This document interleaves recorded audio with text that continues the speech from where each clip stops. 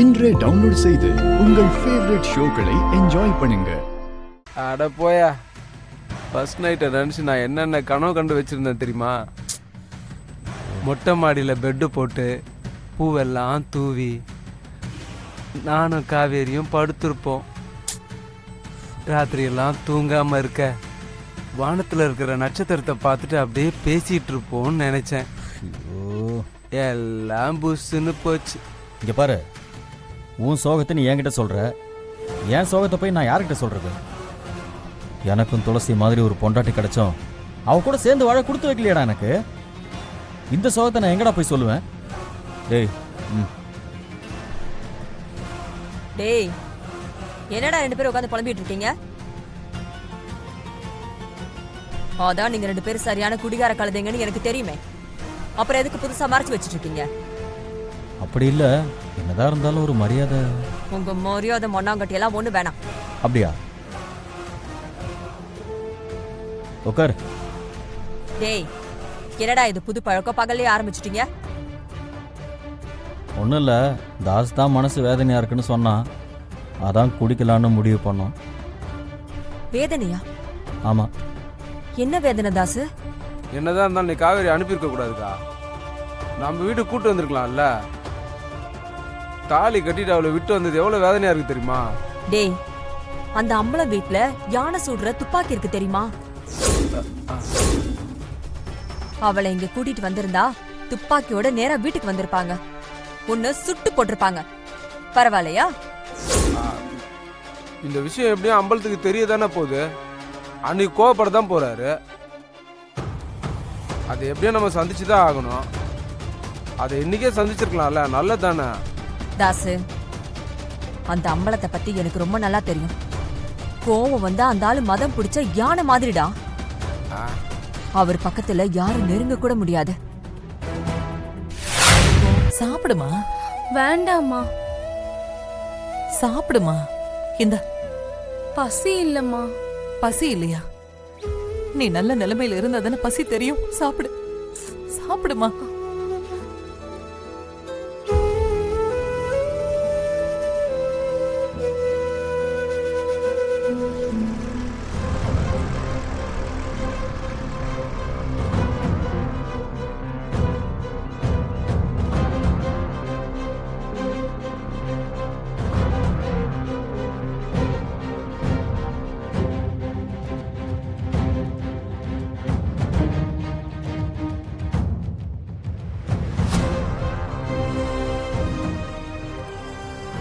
என்னாச்சு? ஆக வேண்டியதெல்லாம் ஆகதானே செய்யும். காவேரிய கண்டுபிடிக்க முடியல. அவ பாவம். காவேரி காணாம போயிட்டா. காரணமான நீ மலேசியா போக போற. காவேரியே கூட்டிட்டு வந்துட்டாங்க.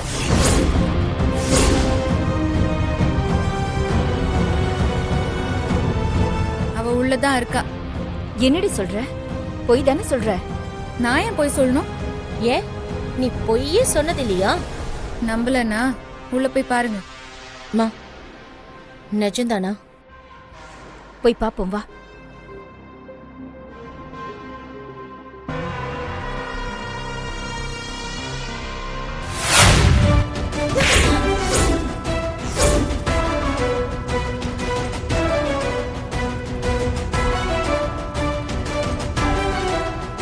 துரோகி, எல்லாத்துக்கும் நீதான் காரணமா?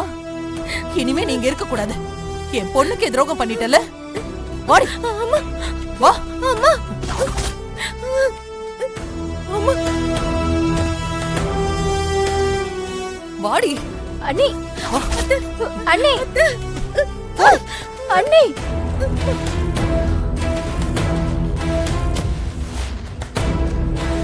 ஏய், இனிமே இந்த குடும்பத்துல உனக்கு இடம் இல்ல. ஒழுங்கா வெளியே போயிரு. அண்ணே, இவ எதுவும் தெரியாம பண்ணிட்டானே. என்னது தெரியாம பண்ணிட்டாளா? ரம்யா வேற, என் பொண்ணு வேறன்னு என்னைக்காவது நினைச்சிருக்கனா? சொல்லு, நினைச்சிருக்கனா? உங்களுக்கு இப்படி பண்றதுக்கு அசிங்கமா இல்ல? பா, எதுக்கு இவகிட்ட பேசிக்கிட்டு? வெளியே அனுப்புங்கப்பா. ஏன் ஏன் இப்படி பண்ண? நான் உனக்கு தானே ரம்யா சப்போர்ட் பண்ண. இவ்ளோ மோசமா இருந்திருக்க? ஏய் ஓடி ஏண்டி நிக்கிற? கிளம்பு. உன்னை பார்க்கவே எனக்கு அருவருப்பா இருக்கு.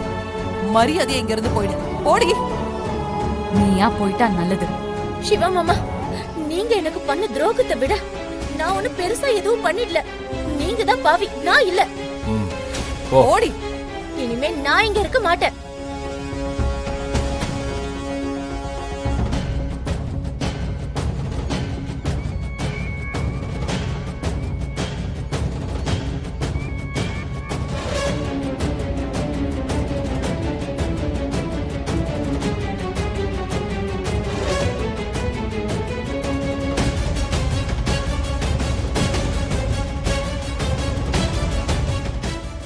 நீ போ காவேரி, போ.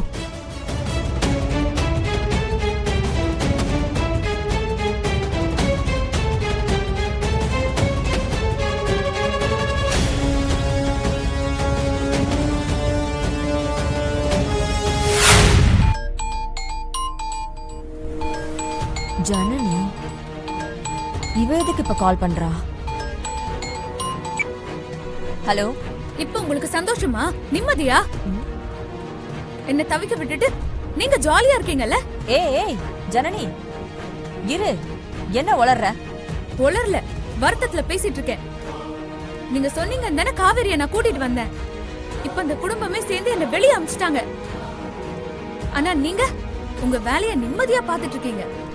ஏய், ஒரு பெரிய வேலை செய்யறப்ப இந்த மாதிரி சின்ன சின்ன பிரச்சனைகள் வரதா செய்யும். ஜனனி, இதுக்கே நீ இவ்வளவு டென்ஷனானா எப்படி? இது உங்களுக்கு சின்ன பிரச்சனையா? சிவா என்ன கழுத்தை புடிச்சு வெளியே தள்ளிட்டான். என் மாமா என்ன கொலை பண்ணிடுவேன்னு சொல்றாரு. பவானி என்ன வெட்டுறதுக்கு அருவாளை கொண்டு வந்து குடுக்கறா. எப்பவும் என்ன பாசமா பாத்துக்கிற அத்தை என்ன இப்போ அருவருப்பா பாக்குறாங்க. இதெல்லாம் எப்படி உங்களுக்கு சின்ன பிரச்சனையா இருக்கும்? இங்க பாரு, ஓ விஷயத்துல நான் ரிஸ்க் எடுக்கல. உனக்கு கர்ப்பப்பையே கிடையாது. ஆனா உனக்கு ஒரு குழந்தை பெத்து கொடுக்கணுங்கிறதுக்காக துளசிய கர்ப்பமாக்கல. இதெல்லாம் ஒருத்தருக்கு ஒருத்தர் பரஸ்பர உதவி செஞ்சுக்கிறது தான். நீ இந்த விஷயத்துக்கு இப்படி அலட்டிக்கிட்ட எப்படி ஜனனி? இங்க பாரு, நாளைக்கு துளசி கிட்ட இருந்து குழந்தைய வாங்கி கொடுக்கற வரைக்கும் இன்னும் என்னென்ன ரிஸ்க் எல்லாம் எடுக்க வேண்டியது இருக்கு தெரியுமா? அப்பப்பா, அவ்வளவு ரிஸ்க் எல்லாம் நான் யோசிச்சா நீ அந்த வீட்டுல வாழ முடியுமா? இத பாருங்க மேகல, இப்ப நான் என்ன செய்யணும்? நான் இந்த வீட்டை விட்டு போக முடியாது. இப்ப அவங்க இருக்கிற மனநிலையில நிச்சயமா என்ன வீட்டுக்குள்ள சேர்த்துக்கவே மாட்டாங்க. நான் எங்க போக முடியும் சொல்லுங்க? இவ்ளோ நாள் நீ அந்த சிவா கூட இருக்க, அவனை மயக்கி வச்சுக்க தெரியல உனக்கு. இதுல உனக்கு அவன் கூட வாழணும்னு ஆசை வேற.